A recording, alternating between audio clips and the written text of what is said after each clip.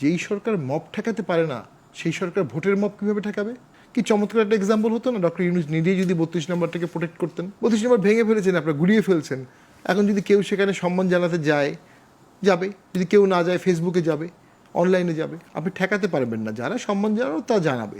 আগে যে সংখ্যাটা অনেক বেশি ছিল, সংখ্যাটা এখন অটোমেটিক্যালি কমবে। নিশ্চিহ্ন হবে না, নিশ্চিহ্ন হওয়া সম্ভব না। ইতিহাস কখনো নিশ্চিহ্ন হয় না। 71, বঙ্গবন্ধু, আওয়ামী লীগ, এগুলিকে আলাদা করে ফেলা ভালো। সমস্যা হচ্ছে আওয়ামী লীগ, বঙ্গবন্ধু, 71কে আলাদা করা একটু কঠিন, কিন্তু আলাদা করে ফেলতে হবে। আওয়ামী লীগ আলাদা করতে পারেনি। আওয়ামী লীগ, বঙ্গবন্ধু, 71 মিলিয়ে ফেলেছিল। এই সরকারের উচিত ছিল এটাকে আলাদা করে ফেলার। কি চমৎকার একটা এক্সাম্পল হতো না, ডক্টর ইউনূস নিজেই যদি 32 নম্বরটাকে প্রোটেক্ট করতেন, যে ঠিক আছে আওয়ামী লীগ খারাপ, কিন্তু বাড়িটা তো হিস্ট্রিক্যাল ভ্যালু আছে। কিন্তু তারা তো মনে করে যে এই ফ্যাসিস্ট হয়ে ওঠার পেছনে মুজিববাদ কাজ করে, তাহলে তারা কেন প্রোটেক্ট করবে? মুজিববাদ বলে কোনো বাদ সংবিধানে কোথাও কোনো জায়গায় নাই।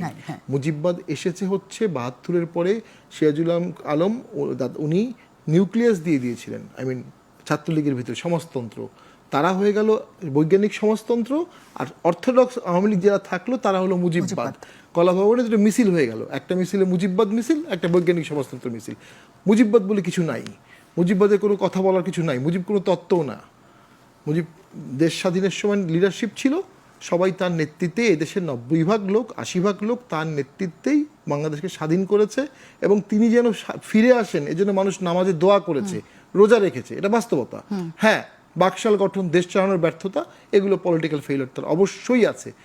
আবার এই সরকারের যে ফেইলিওরগুলো, এটার জন্য বঙ্গবন্ধু কীভাবে রেসপন্সিবল হবে আমি তো বুঝি না। এই 17 বছর, 16 বছর, 14 সালের ভোট, 18 সালের ভোট, এটাকে তো রেট্রোস্পেক্টিভভাবে মৃত ব্যক্তির হারে আপনি দোষ দিতে পারেন না। আইনও পারবেন না, পলিটিক্সও পারবেন না। হ্যাঁ, বঙ্গবন্ধু বলা হতে পারে বঙ্গবন্ধুর ইমেজকে অপব্যবহার করা হয়েছে, এটা বলা যেতে পারে।